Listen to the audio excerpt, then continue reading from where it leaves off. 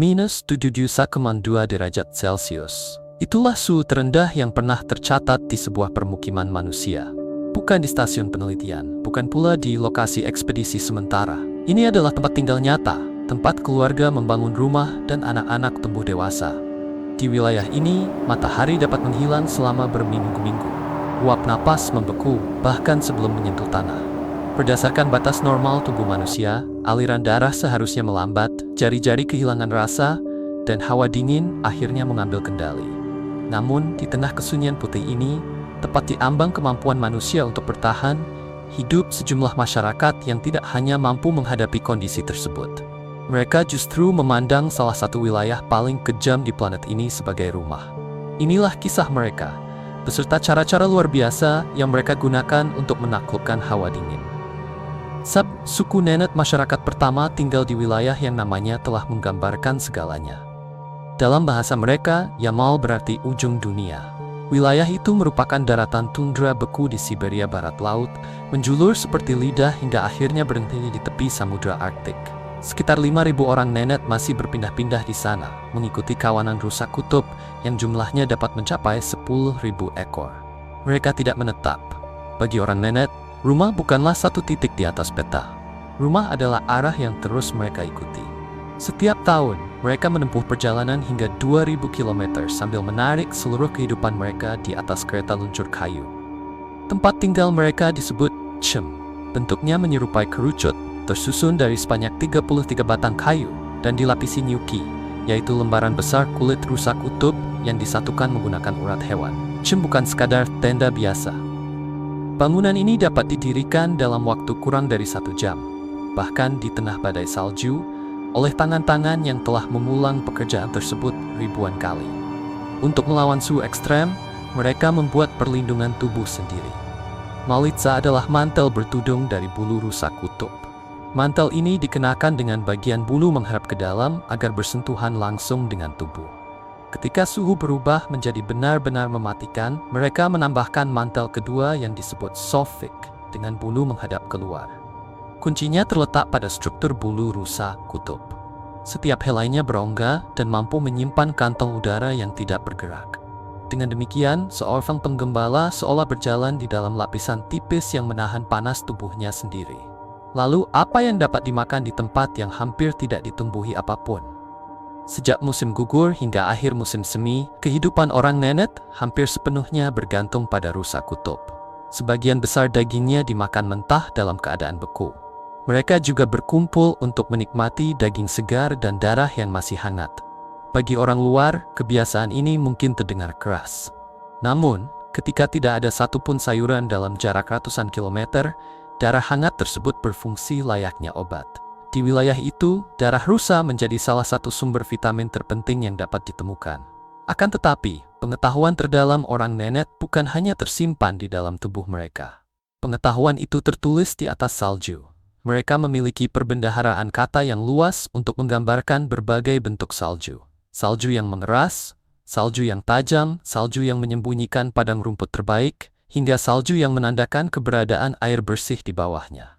Apabila tanda-tanda itu dibaca dengan tepat, kawanan rusa dapat ditemukan. Apabila keliru, alam tidak memberikan kesempatan kedua. Bagi orang Nenet, setiap gundukan salju adalah sebuah kalimat. Dan mereka telah belajar membaca seluruh halaman putih itu. 2. Suku Sakha. Tempat berikutnya adalah sebuah desa bernama Oymyakon, jauh di pedalaman Republik Sakha, Siberia Timur. Disinilah rekor suhu minus 71,2 derajat Celcius tercatat pada tahun 1926. Pada bulan Januari, suhu rata-ratanya hampir tidak pernah naik melewati minus 50 derajat. Tanah di bawah rumah-rumah membeku permanen hingga kedalaman hampir 1,5 kilometer. Inilah tanah asal masyarakat Sakha. Di sini, bercocok tanam bukan hanya sulit, kegiatan itu nyaris mustahil dilakukan. Karena itu, orang Sakha tidak menggantungkan hidup pada pertanian. Mereka memilih hewan-hewan yang mampu menghadapi keadaan yang tampaknya mustahil. Selain memelihara rusa kutub, mereka juga membiakkan jenis kuda yang hampir tidak ditemukan di tempat lain, yaitu kuda yakut. Tubuhnya pendek, padat, dan diselimuti bulu yang sangat lebat. Lapisan musim dinginnya begitu tebal, sehingga kuda ini mampu berdiri di luar saat suhu mendekati minus 70 derajat. Dengan kukunya, Ia mengais salju untuk mencari rerumputan yang tersembunyi di bawah permukaan. Mengapa kuda ini mampu bertahan ketika jenis lain dapat mati membeku? Selama berabad-abad, lingkungan dingin telah menyeleksi hewan-hewan dengan bulu paling tebal, cadangan lemak terbesar, serta tubuh pendek dan kokoh, yang lebih efektif menyimpan panas. Dari rusa dan kuda inilah masyarakat Sakha memperoleh daging, susu, dan kesempatan untuk bertahan hidup. Di tempat ini, hawa dingin bahkan mengubah kebiasaan yang paling sederhana. Susu tidak selalu dituangkan, susu justru dipecahkan. Begitu diletakkan, cairan itu segera membeku menjadi keras. Orang Sakha menyimpannya dalam bentuk balok-balok padat, kemudian mencairkannya kembali saat diperlukan. Ikan sungai yang tidak membeku sepenuhnya juga dimanfaatkan sebagai bahan makanan. Segala sesuatu harus menyesuaikan diri dengan suhu. Yang gagal beradaptasi tidak akan bertahan hingga musim dingin berakhir. Namun, kehidupan orang Sakha tidak hanya berbicara tentang kelangsungan hidup. Cara mereka memahami alam dan keberadaan manusia dapat didengar melalui nyanyian. Warisan lisan terbesar mereka bernama Olongkho. Pada tahun 2005, UNESCO mengakuinya sebagai Mahakarya Warisan Budaya Manusia. Satu kisah Olongkho dapat terdiri atas 10.000 hingga 40.000 baris. Menurut tradisi, seorang ahli dapat membawakannya selama 7 hari dan 7 malam, bergantian antara bagian yang dinyanyikan dan bagian yang dituturkan. Seluruh gambaran tentang alam semesta disimpan di dalam ingatan dan napas sang pencerita. Masyarakat ini menghadapi musim dingin paling panjang dan gelap di dunia, bukan hanya dengan kuda berbulu tebal dan susu beku, tetapi juga dengan nyanyian yang cukup panjang untuk menemani malam. 3. Suku Inuit. Di sepanjang tepian Arktik yang membeku, mulai dari Greenland, wilayah utara Kanada hingga Alaska, hiduplah masyarakat Inuit. Mereka membangun kehidupan di tempat yang hampir tidak memiliki pohon, tidak menyediakan musim tanam, serta tidak memberikan perlindungan alami dari angin. Yang tersedia hanyalah es, laut, dan hewan-hewan yang hidup di dalamnya. Dari lingkungan yang tampak kosong tersebut, mereka menciptakan salah satu tempat tinggal paling cerdas yang pernah dibangun manusia. Iglo. Ada satu hal tentang iglo yang sering tidak diketahui banyak orang. Bagian dalamnya dapat terasa hangat. Salju tersusun hampir 95% dari udara yang terperangkap. Karena itu, salju bekerja sebagai bahan penyekat yang sangat baik. Di dalam iglo yang dibangun dengan benar, suhu dapat menjadi lebih dari 36 derajat Celcius lebih hangat dibandingkan udara malam di luar. Peningkatan suhu itu dapat diperoleh hanya melalui panas tubuh manusia dan sebuah lampu minyak kecil yang disebut kulik. Terowongan masuk dibuat lebih rendah daripada lantai utama. Udara paling dingin akan turun dan tertahan di bagian bawah sebelum mencapai tempat orang-orang beristirahat. Sementara itu, bentuk kubah menyebarkan beban secara merata. Semua itu adalah penerapan ilmu fisika yang dipelajari melalui pengalaman, jauh sebelum rumus-rumusnya dituliskan. Pakaian orang Inuit mengikuti prinsip yang sama, tetapi dengan tingkat ketelitian yang lebih tinggi. Mereka mengenakan 2 lapis kulit karibu. Satu lapisan memiliki bulu menghadap ke dalam, sedangkan lapisan lainnya menghadap keluar. Setiap helai bulu yang berongga menciptakan kantong udara di sekeliling tubuh. Sepatu yang disebut kamik dilapisi lumut agar kelembapan dapat diserap dan dijauhkan dari kulit. Di wilayah ini, pakaian basah dapat berarti kematian. Orang Inuit memahami hal tersebut dengan sangat baik. Namun bentuk adaptasi terdalam mereka bukanlah sesuatu yang dikenakan. Adaptasi itu telah menjadi bagian dari tubuh mereka. Banyak orang Inuit membawa variasi genetik bernama CPT1A. Variasi ini membantu tubuh memperoleh energi dari pola makan yang hampir seluruhnya tersusun atas lemak dan protein hewan laut. Gen tersebut menjadi jejak ribuan tahun kehidupan bersama jenis makanan tertentu dalam suhu ekstrem yang sama. Lingkungan tidak hanya menguji tubuh orang Inuit. Dari generasi ke generasi, lingkungan ikut membentuk ulang tubuh mereka. Namun, kemampuan itu juga membawa risiko di zaman modern, dan bagian ini tidak dapat diabaikan. Ketika makanan tradisional mulai digantikan oleh makanan impor yang kaya gula, angka diabetes di komunitas Inuit meningkat tajam. Jumlahnya diperkirakan menjadi sekitar 3 kali lipat antara dekade 1960-an dan 1970-an. Tingkat kegemukan juga meningkat. Dari kurang dari 6% pada akhir dekade 1950-an, angkanya berkembang menjadi sekitar 16% pada laki-laki dan 25% pada perempuan pada tahun 2007. Tubuh yang selama ribuan tahun disesuaikan untuk mengolah lemak hewan laut ternyata menjadi sangat rentan ketika berhadapan dengan makanan manis modern.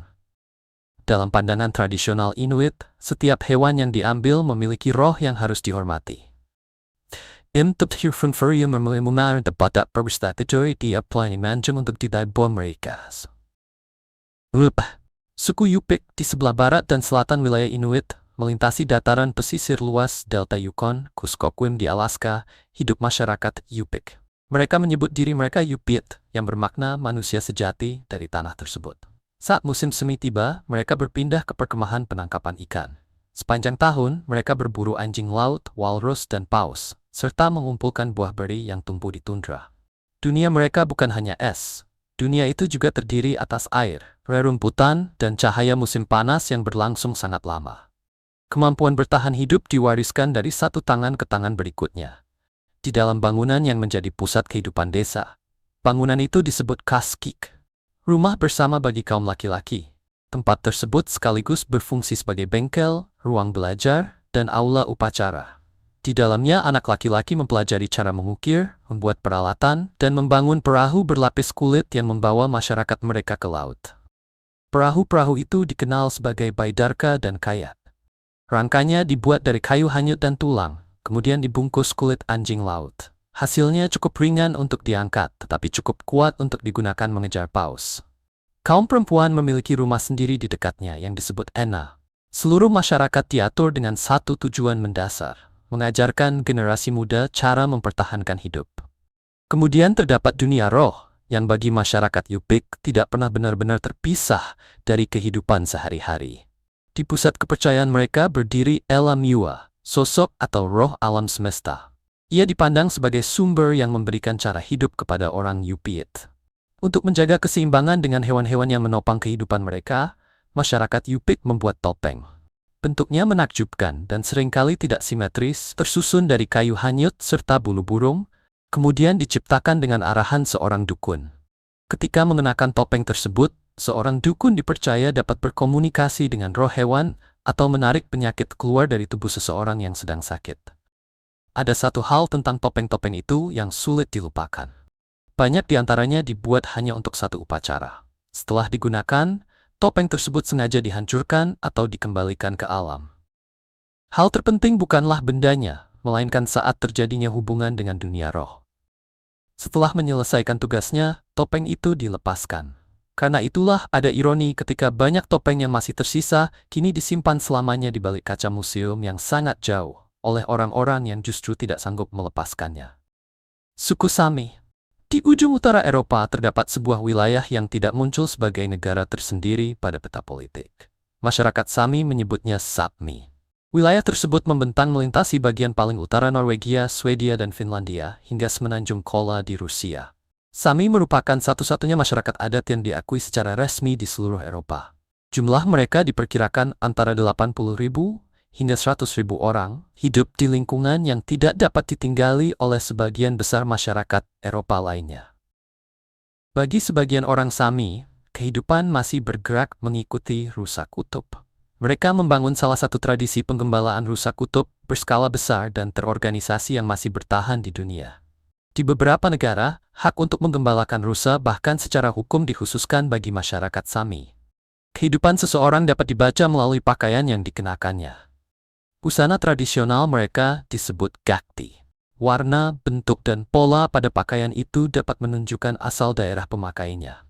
Dalam beberapa keadaan, pakaian tersebut juga dapat memperlihatkan apakah seseorang telah menikah. Di tempat yang memungkinkan seseorang tidak bertemu manusia lain selama berhari-hari, identitas dijahit langsung ke dalam kain. Namun jiwa kebudayaan Sami paling jelas terdengar melalui suara. Tradisi itu disebut joik, salah satu bentuk vokal hidup tertua di seluruh Eropa. Joik berbeda dari hampir semua jenis nyanyian lain. Seseorang tidak sekadar bernyanyi tentang manusia, hewan, atau suatu tempat. Melalui lagu itu, penyanyi berusaha menjadi hal yang sedang dinyanyikannya. Melodinya dapat menjadi serigala, gunung, atau seseorang yang telah tiada. Joik adalah usaha untuk menampung inti keberadaan sesuatu di dalam suara. Di berbagai wilayah utara juga terdapat batu-batu suci bernama Ced yang menandai tempat-tempat ketika dunia roh diyakini berada sangat dekat. Walaupun indah, Joik pernah dianggap sebagai dosa. Selama masa panjang asimilasi dan tekanan misionaris, tradisi tersebut dikutuk dan dikeluarkan dari sekolah, menyangkanya dapat mendatangkan rasa malu atau hukuman. Meskipun demikian, Joik tidak pernah benar-benar menghilang. Kini tradisi itu kembali terdengar, baik di atas panggung maupun dalam aksi-aksi perjuangan. Ia menjadi suara yang pernah berusaha dibungkam oleh kekurajan, tetapi tidak berhasil dimatikan. 6. Suku Chukchi. Di sudut paling timur Laut Siberia, tempat daratan Asia terbelah oleh Selat Bering, hidup masyarakat Chukchi. Cara hidup mereka terbagi menjadi dua kelompok utama. Kelompok Chukchi pedalaman menggembalakan rusa kutub di tundra. Sementara itu, kelompok pesisir bergantung pada laut dengan memburu anjing laut dan paus. Keduanya menggunakan yaranga sebagai tempat berlindung.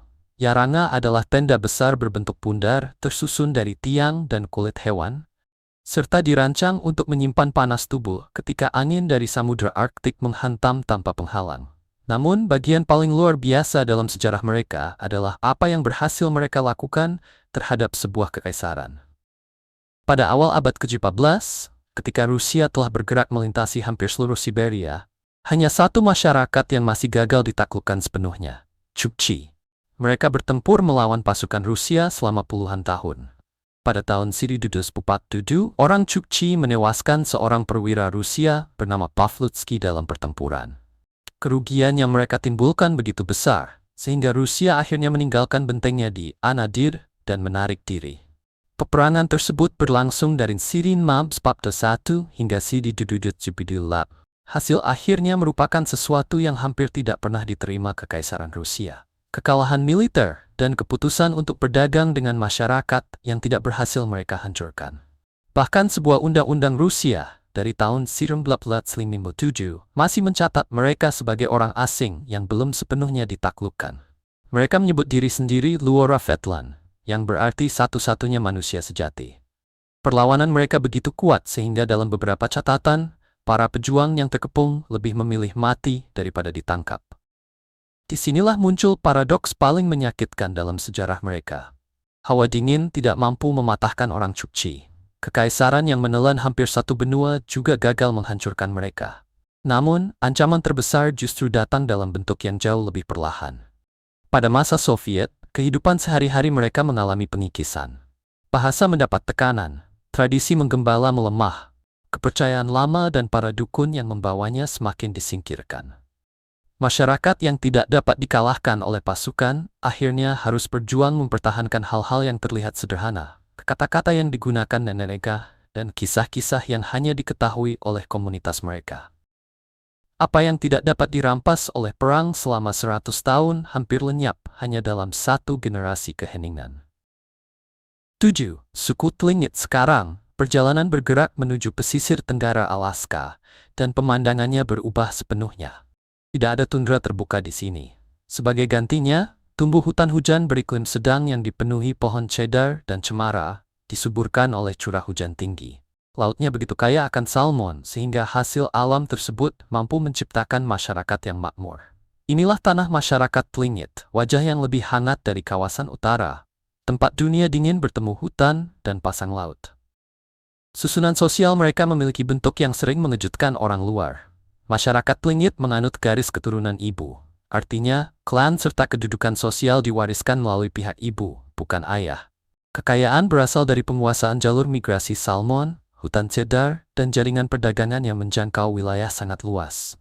Bagi mereka, cedar bukan hanya sumber daya. Pohon itu diperlakukan hampir seperti kerabat yang menyerahkan tubuhnya untuk membangun rumah, membuat perahu, dan menciptakan sebagian karya seni paling mengagumkan di benua Amerika. Seni tersebut membawa tradisi dan sejarah terdalam masyarakat Tlingit. Tiang totem yang menjulang di depan rumah klan bukanlah berhala, meskipun para pendatang awal pernah salah memahaminya seperti itu. Setiap figur yang diukir mencatat garis keturunan keluarga, kisah mitologis, dan tingkat kedudukannya. Totem adalah sejarah yang ditulis pada kayu cedar, terbuka bagi siapapun yang memahami cara membacanya. Kemudian ada potlatch, sebuah upacara besar ketika tuan rumah membagikan kekayaan dalam jumlah luar biasa. Dalam beberapa keadaan, sebagian harta bahkan dihancurkan. Tindakan tersebut dilakukan untuk menegaskan kedudukan dan mengikat masyarakat menjadi satu. Di sini, kemurahan hati diubah menjadi sumber kekuatan. Bagi para penguasa dari luar, tradisi itu dianggap begitu mengancam sehingga akhirnya dilarang. Kanada melarang potlatch pada tahun 1885. Pada masa yang hampir bersamaan, Amerika Serikat juga menekan dan menghambat pelaksanaannya dengan alasan bahwa tradisi tersebut menghalangi proses asimilasi. Selama puluhan tahun, masyarakat Tlingit tetap mengadakannya secara diam-diam sebagai bentuk perlawanan terhadap hukum. Amerika Serikat mencabut pembatasannya pada tahun 1904. Kanada ada penyusutan setahap 1951. Setelah pertemuan penuh, kini tiang totem kembali didirikan dan tradisi berbagi tidak pernah berhenti. 8. Masyarakat Athabasca lebih jauh ke pedalaman, melintasi wilayah tengah Alaska dan Kanada Barat Laut. Hidup masyarakat Gwich'in dari rumpun Athabasca, tepat di batas kawasan Arktik. Seluruh penanggalan kehidupan mereka mengikuti satu hewan. Mereka bergerak menurut irama kawanan karibu porcupine, yang jumlahnya jauh melampaui 200.000 ekor. Kawanan tersebut menyeberangi daratan dalam salah satu migrasi besar terakhir yang masih berlangsung di planet ini. Untuk mengikuti karibu melewati salju yang dalam, orang Gwich'in menjadi ahli dalam bergerak. Mereka dikenal karena sepatu saljunya, berupa rangka lebar yang dianyam, sehingga pemburu dapat berjalan di atas permukaan yang biasanya akan menelan kaki manusia. Mereka juga menggunakan kano dari kulit pohon birch dan berbagai jenis kereta luncur. Seluruh peralatan itu seakan diciptakan untuk menjawab satu pertanyaan. Bagaimana manusia dapat terus mengikuti karibu, kemanapun hewan itu pergi? Namun, ikatan mereka dengan karibu jauh melampaui kebutuhan akan makanan. Dalam cerita Gwich'in, manusia dan karibu pada zaman dahulu saling menukar separuh hati mereka. Karena itu, setiap orang Gwich'in dipercaya membawa bagian dari hati karibu di dalam dirinya. Sebaliknya, setiap karibu membawa bagian hati manusia. Mereka tidak sekadar mengatakan bahwa mereka berburu karibu. Dalam pengertian tertentu, mereka adalah karibu itu sendiri. Tempat kawanan tersebut melahirkan setiap tahun disebut Ijik-Kwatsan Kwandai Gudlit, yaitu tempat suci, tempat kehidupan bermula. Menurut tradisi, tidak seorang pun boleh mengganggu wilayah tersebut. Tanah suci itu berada di dalam Suaka Margasatwa Nasional Arktik dan telah menjadi salah satu kawasan paling diperebutkan di Amerika Utara. Pada Januari 2025, sebuah perintah eksekutif diarahkan untuk mengaktifkan kembali penyewaan wilayah pesisir bagi kegiatan minyak dan gas. Pada Oktober, pemerintah federal membuka kembali seluruh kawasan seluas 1,5 juta ekor untuk penawaran. Namun, dalam salah satu pelelangan terakhir, tidak ada satupun perusahaan yang mengajukan tawaran.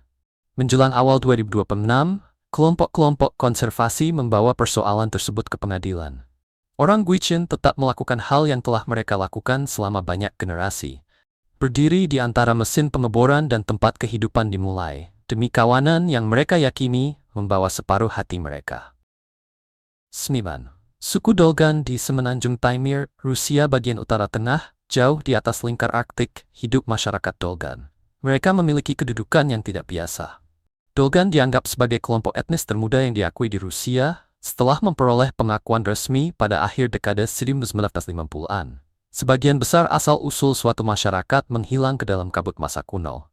Namun, pembentukan identitas Dolgan terjadi belum terlalu lama dan masih dapat ditelusuri melalui catatan sejarah. Jawaban mereka terhadap hawa dingin merupakan gagasan yang terdengar sederhana hanya setelah seseorang berhasil memikirkannya. Tempat tinggal itu disebut balok, sebuah rumah yang dibangun langsung di atas kerangka kereta luncur. Balok memiliki rangka kayu yang dilapisi kain tebal, kulit rusa kutub, dan kanvas. Kemudian dipasang di atas papan luncur. Ketika masyarakat Nenets dan Chukchi harus membongkar tenda lalu mendirikannya kembali setiap kali berpindah, orang Dolgan cukup mengikat rusa kutub ke rumah tersebut dan menarik seluruh bangunan melintasi tundra. Perapian, tempat tidur, dan seluruh isi rumah ikut bergerak bersama mereka. Secara harfiah, rumah selalu mengikuti perjalanan penghuninya. Pikirkan mengapa penemuan ini sangat penting. Membongkar dan membangun tempat berlindung setiap beberapa hari dengan tangan terbuka pada suhu minus 40 derajat merupakan bahaya yang terus berulang. Balok menghilangkan masalah tersebut sejak awal. Rumah tidak perlu dibongkar, sehingga tidak ada risiko gagal mendirikannya kembali pada hari terburuk sepanjang tahun. Orang-orang di dalam rumah bergerak itu juga memiliki sejarah yang sama menariknya. Masyarakat Dolgan terbentuk dari beberapa klan Evenki. Mereka kemudian mengadopsi bahasa serta banyak unsur kebudayaan Saha, sementara pengaruh Rusia masuk secara bertahap selama abad ke-11 dan ke-19. Para antropolog menganggap mereka sangat menarik karena kelahiran masyarakat Dolgan tidak hilang di dalam legenda. Proses pembentukannya dapat dilacak melalui dokumen sejarah. Identitas Arktik yang baru tumbuh dari berbagai identitas lama, sedikit demi sedikit, abad demi abad. Di pusat kehidupan mereka selalu terdapat rusa kutub. Di sekelilingnya hidup kepercayaan animisme tentang roh dan dukun, seperti benang yang menghubungkan berbagai kebudayaan di wilayah utara. 10. Suku Yukagir. Di sepanjang hulu sungai Kolyma, tersebar di Republik Sakha dan wilayah Magadan, hidup masyarakat Yukagir, salah satu kelompok tertua di Siberia Timur Laut. Permukiman mereka terpisah hingga ratusan kilometer, seperti pulau-pulau kecil manusia di tengah ruang kosong yang luar biasa luas. Kini, hanya sedikit dari mereka yang masih tersisa. Salah satu penemuan terindah masyarakat Yukagir adalah suatu bentuk tulisan bergambar. Pada bagian dalam kulit pohon birch yang lembut, bahan yang mereka sebut tos, orang Yukagir menggoreskan gambar menggunakan ujung pisau. Terdapat dua jenis utama. Jenis pertama, yang secara tradisional dikait dengan laki-laki, digunakan untuk menggambarkan rute serta perjalanan melintasi wilayah. Jenis kedua, yang dikaitkan dengan perempuan, merupakan sesuatu yang sangat langka dalam sejarah manusia. Surat cinta. Susunan figur dan garis yang dibuat dengan hati-hati dapat menunjukkan kerinduan, kecemburuan, jarak antara dua manusia, serta harapan untuk kembali mendekat. Perasaan manusia ditekan dan diabadikan pada kulit pohon.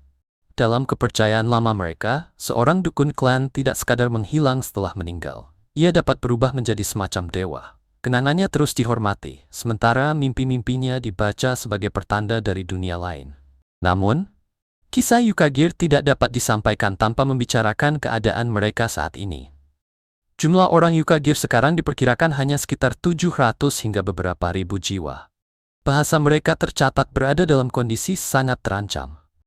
Menurut salah satu perkiraan, penutur bahasa Yukagir Tundra berjumlah kurang dari 150 orang. Sementara itu bahasa Yukagir hutan hanya memiliki sekitar 10 penutur aktif. Sebagian besar orang Yukagir kini menggunakan bahasa Yakut dan Rusia dalam kehidupan sehari-hari. Masyarakat yang dahulu mengukir cinta pada kulit pohon kini hanya memiliki sedikit suara yang masih mampu membawa kata-kata lama mereka. Dan kali ini, hawa dingin yang berkali-kali berhasil dikalahkan oleh leluhur mereka bukanlah sesuatu yang sedang menghilangkan mereka. Meskipun demikian, kisah ini belum berakhir. Di berbagai wilayah utara, masyarakat sedang menarik bahasa mereka kembali dari tepi kepunahan. Mereka merekam suara para tetua, mengajarkannya kepada anak-anak, dan menghidupkan kembali kata-kata lama melalui generasi muda. Selama masih ada satu anak yang mampu menyebut nama bangsanya menggunakan bahasa leluhurnya sendiri, rumah yang dahulu dibangun di tengah keadaan mustahil masih memiliki seseorang yang dapat menyebutnya sebagai rumah.